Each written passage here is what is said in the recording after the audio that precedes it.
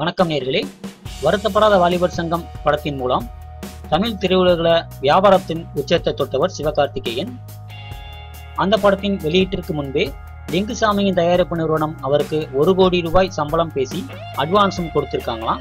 சில மாதங்களுக்கு முன் 1ஆம் இயக்கத்துல படத்தை ஆரம்பிக்கலாம் என முடிவான போது சிவகார்த்திகேயனின் சம்பள விவகாரத்தில் சிக்கல் ஏற்பட்டிருக்கு.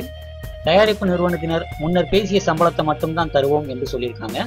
ஆனா சிவகார்த்திகேயனோ தற்போதைய மார்க்கெட் நிலவரப்படிதான் சம்பளத்தை நிர்ணயம் செய்ய வேண்டும் என்று சொல்லியிருக்காராம்.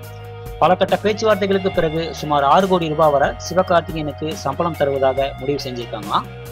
இதில் என்ன ஒரு விசேஷம் என்னவென்றால், படம் ஆரம்பிப்பதற்கு முன்பே தொலைக்காட்சி உரிமையையும் சில ஏரியாக்களையும் சில பல கோடிகளுக்கு விற்றுவிட்டார்களாம். விஷயம் தெரிந்த சிவகார்த்திகேயனோ அதிர்ச்சியில குறைஞ்சிருக்காராம். இந்த ஆண்டில் லிங்குசாமியின் தயாரிப்பு நிறுவனம் கோலி சோடா, மஞ்சப்பை, சதுரங்க வேட்டை படங்களின் மூலம் வசூல் வேட்டையில முதலிடத்துல வந்துட்டு இருக்கான். சரி நேயர்களே, மீண்டும் ஒரு சினிமா செய்திகளுடன் உங்களை சந்திக்கிறேன். நன்றி, வணக்கம்.